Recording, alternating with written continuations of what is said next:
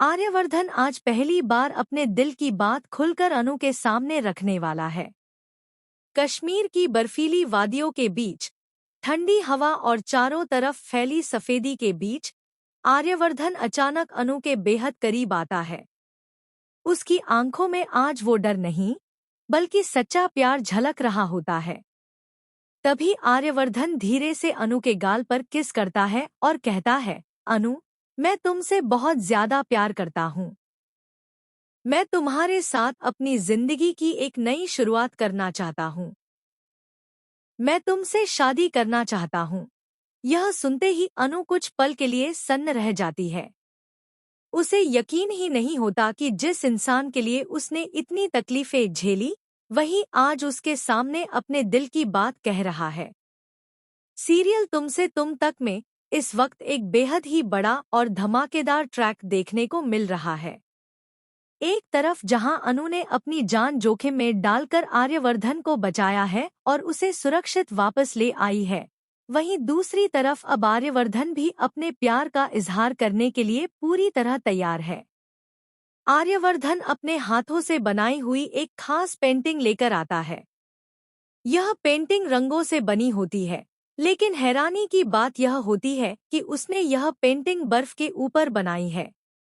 जैसे ही वह पेंटिंग अनु को दिखाता है, अनु की आंखें खुशी से चमक उठती हैं। वह इतनी खुश हो जाती है कि उसकी आंखों में आंसू आ जाते हैं। लेकिन यही कहानी खत्म नहीं होती। पेंटिंग दिखाने के बाद आर्यवर्धन अचानक अपनी जेब से एक रिंग निकालता है और अनु का हाथ पकड़कर उसे रिंग पहना देता है। फिर वह कहता है, आज से मैं अपना पूरा जीवन तुम्हारे साथ बिताना चाहता हूँ। आज से मेरा हर सपना तुमसे शुरू होकर तुम पर ही खत्म होगा।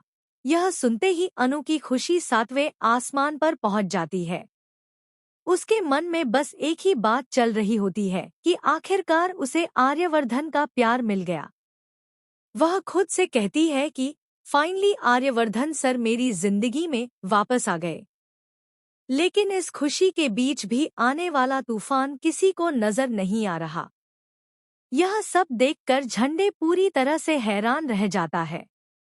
उसके मन में कई सवाल उठने लगते हैं।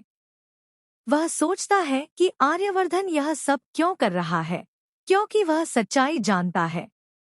उसे पता है कि भले ही आर्यवर्धन अब अनु से प्यार करने लगा हो, लेकिन अनु के माता पिता इस रिश्ते को कभी स्वीकार नहीं करेंगे।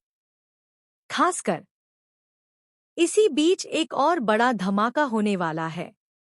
मीरा को यह सच्चाई पता चलने वाली है कि आर्यवर्धन ने जम्मू कश्मीर में ही अनु को प्रपोज कर दिया है। जैसे ही मीरा यह सुनती है, उसके होश उड़ जाते हैं। उसका गुस्सा सातवें आसमान पर पहुंच जाता है। वह साफ साफ कहती है, चाहे जो हो जाए, यह शादी मैं किसी भी कीमत पर होने नहीं दूंगी। भले ही आर्यवर्धन सर अनु से सच्चा प्यार करने लगे हों, भले ही उन्होंने उसे प्रपोज कर दिया हो, लेकिन यह शादी कभी नहीं होगी। मीरा अब किसी भी हद तक जाने के लिए तैयार हो जाती है। अब सबसे बड़ा सवाल यही है कि आर्यवर्धन आगे क्या करेगा। क्या वह अनु से दूर हो जाएगा या फिर समाज और परिवार के खिलाफ जाकर उसके साथ खड़ा रहेगा? इसका फैसला तो अब पुष्पा जी और शर्मा जी के हाथ में है, क्योंकि असली खेल अब वही खेलने वाले हैं। पुष्पा जी अब पूरी तरह से अनु के खिलाफ खड़ी हो जाती हैं। वह तय कर लेती है कि अनु की शादी किसी और से करवा दी जाएगी और उसे हमेशा हमेशा के लिए आर्यवर्धन से दूर कर दिया जाएगा। पुष्पा जी और शर्मा जी के सामने अब वह सच्चाई आ चुकी है, जिसे वे कभी देखना भी नहीं चाहते थे। उन्हें वह वीडियो मिल जाता है जिसमें साफ दिखाई देता है कि अनु और आर्यवर्धन एक दूसरे से प्यार करते हैं। जैसे ही पुष्पा जी वह वीडियो देखती हैं, उनका गुस्सा बेकाबू हो जाता है। गुस्से में आकर वह अनु को एक जोरदार थप्पड़ मार देती हैं। थप्पड़ की आवाज पूरे घर में गूंज जाती है। अनु सन्न रह जाती है और उसे समझ ही नहीं आता कि अचानक यह सब क्या हो गया। गुस्से में पुष्पा जी अनु से कहती हैं, तूने हमारी मजबूरी का नाजायज फायदा उठाया है।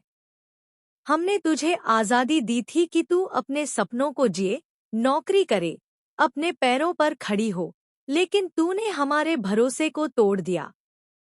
तेरे पिता की इस हालत की जिम्मेदार भी तू ही है। यह सुनकर अनु पूरी तरह टूट जाती है।